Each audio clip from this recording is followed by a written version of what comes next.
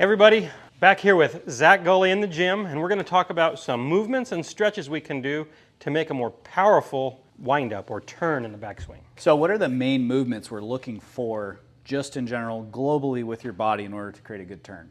We're going to create some thoracic rotation, Okay.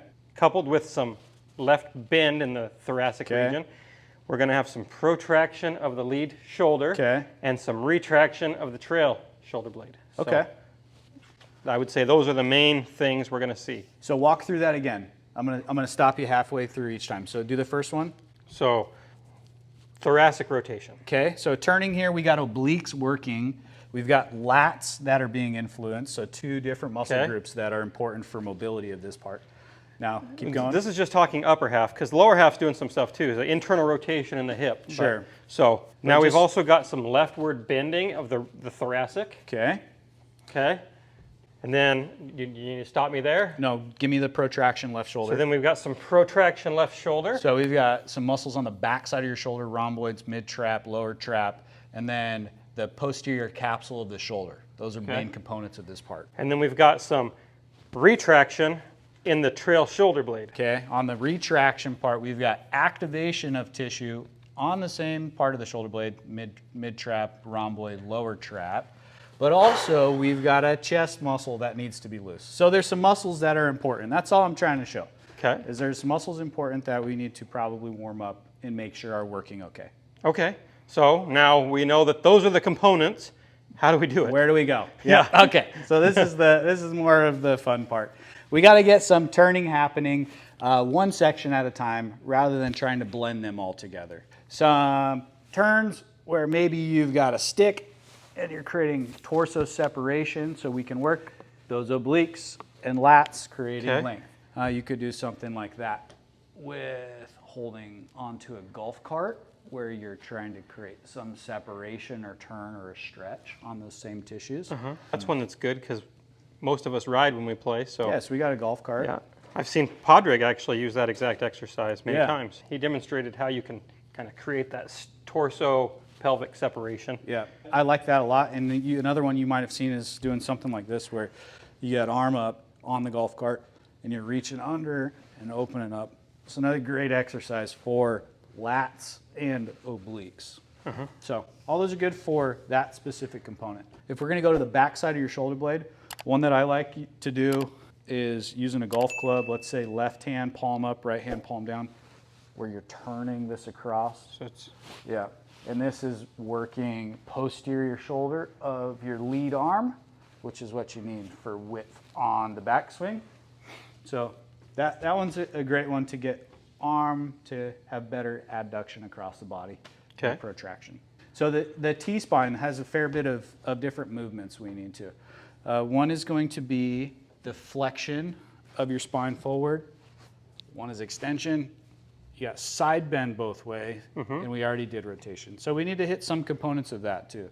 Lateral translation. It does have a little lateral translation. So you can't forget about the lateral. That one's really tough for people. So some warm-up stuff we can do for that is just creating a motion where you're going through side bend, where you're tall and bending, one where you're in golf posture and side bending without turning.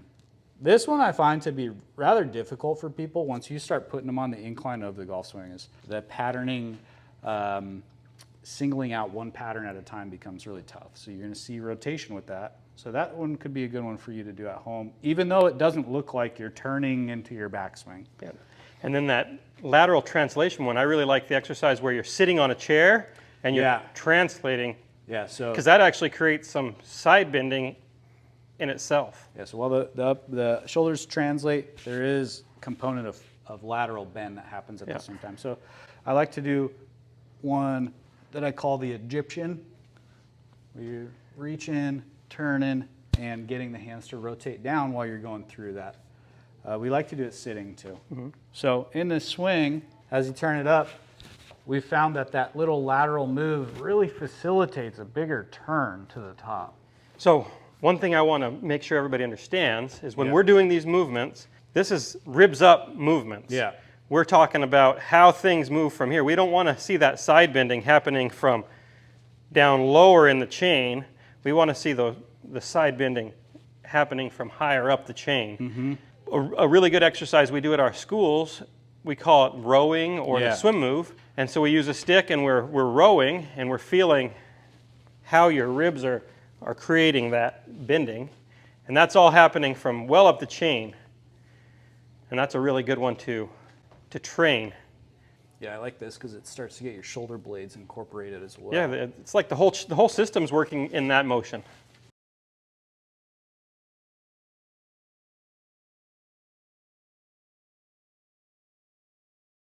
This is funny because I give this to a ton of people, and you tell them to swim backwards, and you see something, something, something, and then you see over the top all the time, and you're just like, where did that come from? Yeah, almost everybody reverts right into that over pattern. So when you're doing this under swim, if your pattern is like this at first, that's okay. Don't start moving forward just because you can make a bigger circle.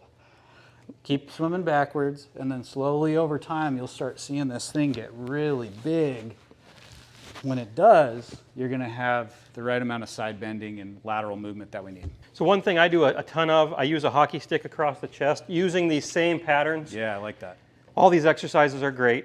So hopefully you guys like this video. If you did, please start using these exercises. You'll find that your movement patterns will improve fairly quickly.